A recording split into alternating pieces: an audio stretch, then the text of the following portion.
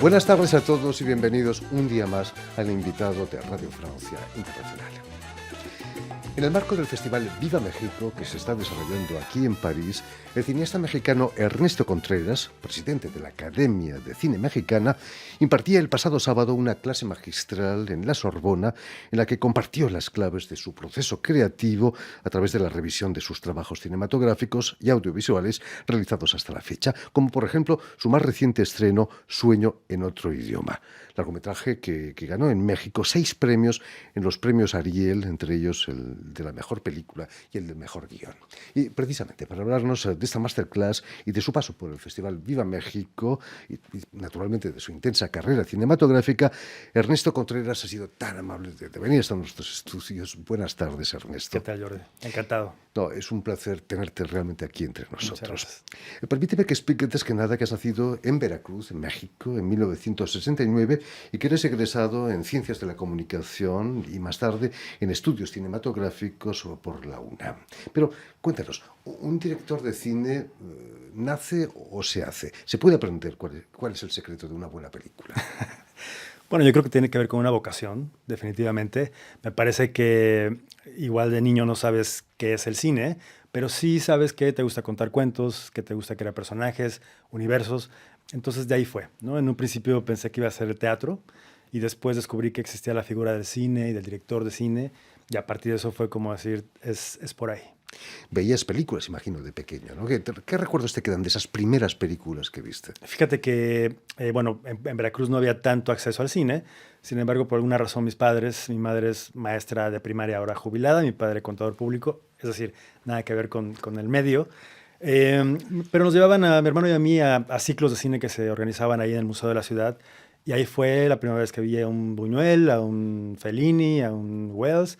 Y fue como descubrir eso, ¿no? Esas imágenes que pueden ser tan inspiradoras, por supuesto. Han cambiado mucho las cosas, ahora podemos ver películas en casa, en el ordenador, quizás, pero en aquella época era más intenso, ¿no? El asistir a una sala, una proyección única.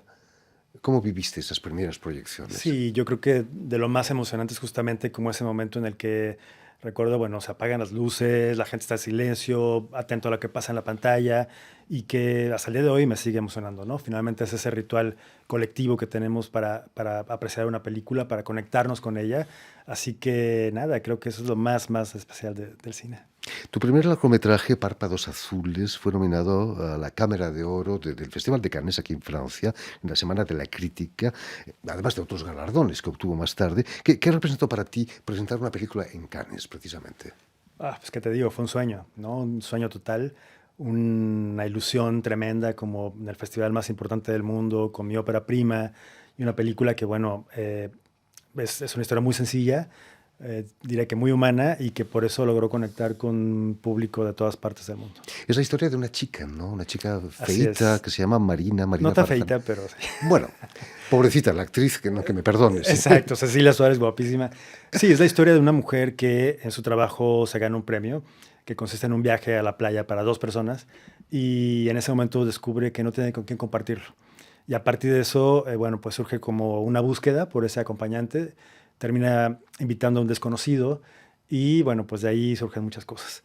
La idea era como contar una anticomedia romántica con todos los elementos de una historia de amor, pero que en este caso no funciona por alguna razón. No hay la química suficiente y es una reflexión sobre la soledad y sobre ese interés de conectarnos con el otro y a veces no saber cómo.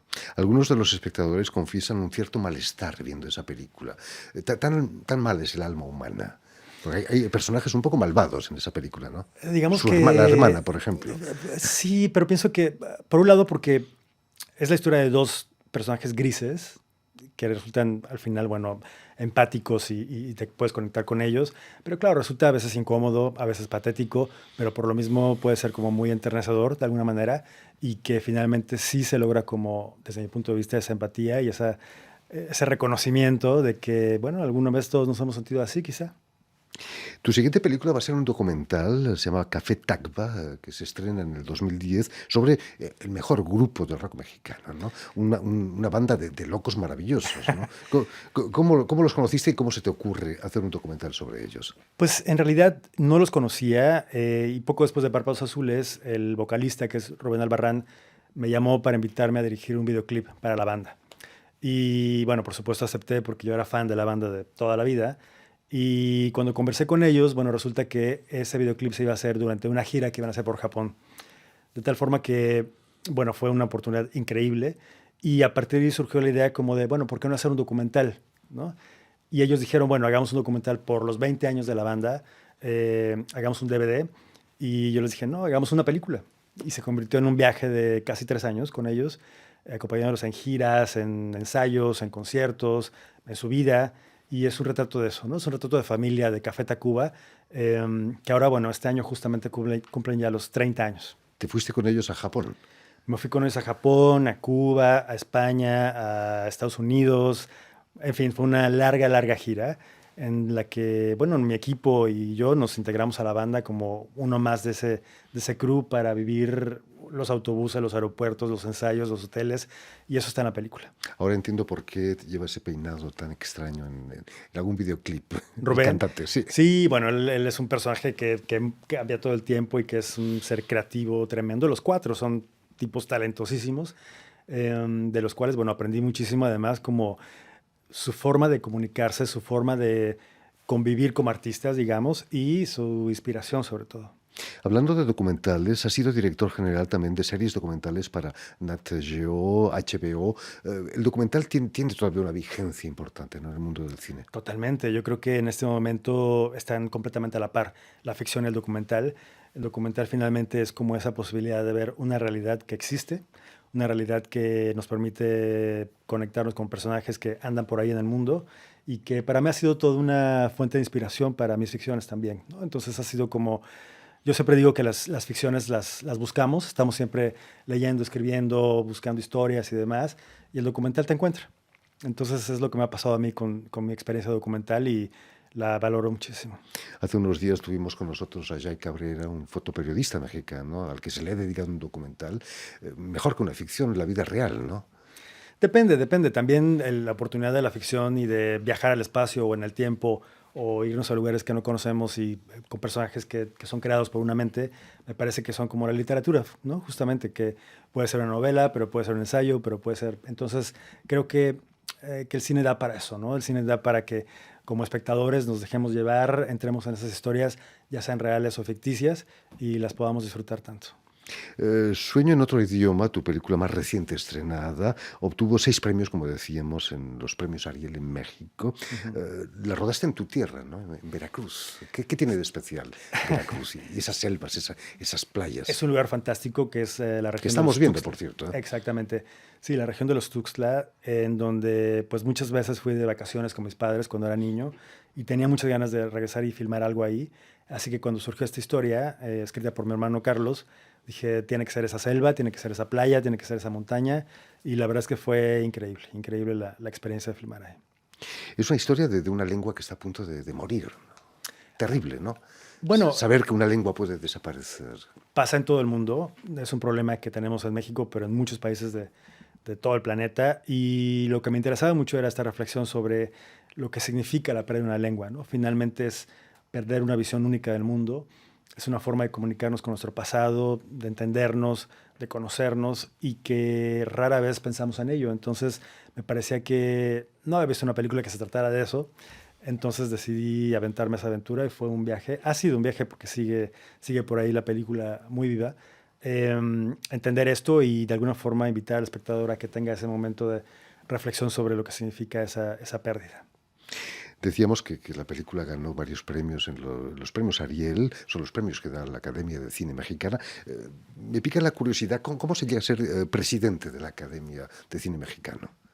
Bueno, entrar es un gran honor, por supuesto, y es una responsabilidad tremenda. La Academia Mexicana es la segunda academia más antigua después de la norteamericana. Tiene 73 años ahora de historia. Y pues nada, finalmente es como ese interlocutor de lo que es la comunidad cinematográfica con autoridades y con cuestiones políticas y con buscar mejores condiciones para nuestro cine, la exhibición y demás. Pero también en términos creativos es un punto de encuentro para ese diálogo entre directores, productores, guionistas, escritores, actrices, sonidistas, músicos, en fin, la conformamos todos los que nos dedicamos al cine en México. Así que nada, ha sido un viaje muy interesante presidir la academia y el tener esa grandísima responsabilidad. ¿Cómo se porta, Ernesto, el cine mexicano, teniendo un vecino al norte tan pesado, no pesado, con perdón, con una industria tan pesada en el terreno cinematográfico? Bueno, es una situación compleja, diría yo. Finalmente hay una producción en este momento de 186 películas más o menos por año en México, de las cuales se estrenan alrededor de 100 en salas cinematográficas. Así que, bueno, pues es una competencia tremenda con estos blockbusters gigantescos que de pronto llegan a nuestras pantallas. Y entonces, bueno, pues es una lucha en la que estamos, ¿no? Te hablo como presidente, pero también como director, ¿no? Que hay que lograr esos espacios para nuestras películas. Aunque estos últimos años los directores mexicanos se llevan muchos premios en Estados Unidos, ¿no? Bueno, es innegable que la presencia de El mexicanos Toro. en el cine internacional como Guillermo del Toro, Alfonso Cuarón, González Iñárritu o los fotógrafos Emanuel Lubezki, Rodrigo Prieto, pues son figuras, pues ya, ¿no? Que están en la historia universal del cine. Y entonces, bueno, finalmente creo que eso también le ha dado mucha presencia a México en esas ligas. En Europa protegemos la industria del cine francesa y europea gracias a cotas de pantalla. ¿Existe eso en México? ¿Está en proyecto que exista? Sí, es un tema pendiente en el que justamente la academia está y muchas otras entidades trabajando para que se logre. Es importante regular, es importante tener reglas del juego justas para todos. Así que está muy bien que todo se exhiba, pero que todos tengamos el espacio para mostrar el trabajo y compartirlo con el público, ¿no? Las series están tomando estos últimos años una importancia capital. Has dirigido series como Falco para Amazon y El Chapo para Netflix. ¿Suponen verdaderamente una revolución imparable en las series? Yo diría que es una revolución audiovisual la existencia de las plataformas digitales ahora. Entonces nos da oportunidad de tener acceso a mucho más contenido, películas, series. Y en este caso, en mi experiencia, bueno, pues ha sido como eso, justamente como entrar en un esquema distinto, ¿no? Una serie es una cosa muy larga, de muchas horas, de muchos días y meses de grabación, pero con un impacto que, por ejemplo, la gran diferencia es, con una película, bueno, vas a un festival, tiene una exhibición, se exhibe comercialmente en algunas salas, va ahí como encontrando su camino. Es un proceso de un par de años por lo menos. Una serie se estrena el mismo día en 190 países, ¿no? Es una locura. Entonces, por eso me parece tan interesante y tan importante estar ahí. Me decías que con el cine ya no se ganaba dinero. Bueno, con el cine que me interesa a mí, el que hago, que es trabajo tan personal y que, pues sí, tiene circuitos a veces alternativos y demás, ¿no? Yo creo que, bueno, como cineasta y como profesional del audiovisual, hay que buscar opciones y ahora se ha convertido las series en una opción importante. Aquí en Francia se levantan voces a veces diciendo que grandes grupos como Amazon, Netflix están teniendo un peso político importante también en el mundo. Hay que tener miedo de esos monstruos, Amazon, Netflix. Yo diría que más que tener miedo, me parece que hay que tener las reglas del juego muy claras. A qué tienen derecho, qué presencia deben tener, una competencia leal, por supuesto. Entonces, no, creo que es más bien como ante la aparición de estas Plataformas. plataformas y demás, ver de qué manera podemos salir todos beneficiados, ¿no? Hablo de como cineastas, como productores, como consumidores también, ¿no? Me parece que es importante tener opciones y que si bien por un lado la oferta hace que haya un mayor nivel de competencia y que eso aumenta la calidad también, pues nada, creo que debemos estar muy atentos a esos contenidos. ¿Tienen futuro las salas oscuras, Ernesto? Totalmente. Me parece que el ritual no es sustituible, que ir a la sala con la luz apagada y el sonido perfecto y demás es una experiencia colectiva única. Así que sí, creo que hay un periodo de transición en el que, bueno, habrá que ver cómo tener mejores condiciones para todos, pero sí, me parece que eso no puede perderse y que está bien verlo en la sala de tu casa, pero está bien también ir al cine. Volviendo al Festival Viva México y a la clase magistral que diste en la Sorbona, es impresionante, ¿no? Dar una clase magistral en una de las universidades más antiguas del mundo, si no me equivoco. Sí, bueno, un gran honor, por supuesto. Estoy muy agradecido por la invitación y fue básicamente como la posibilidad de tener un diálogo con jóvenes estudiantes interesados en el cine mexicano, en mi trabajo, en su propia experiencia, su propio desarrollo. Así que nada, fue una experiencia inolvidable que atesoraré muchísimo en mi corazón para siempre. Muchos de esos jóvenes quizás son directores en potencia. ¿Te hablaron de sus proyectos quizás? Pues no durante la clase, pero sí en un diálogo posterior, porque finalmente tú ves cuando hay esa chispa en los ojos y esas ganas de hacer cosas y decir, bueno, por dónde me voy, qué camino tomo. Y nada, siempre es enriquecedor poder compartir la experiencia, ¿no? Entonces, esperemos ver a varios de esos directores en el futuro.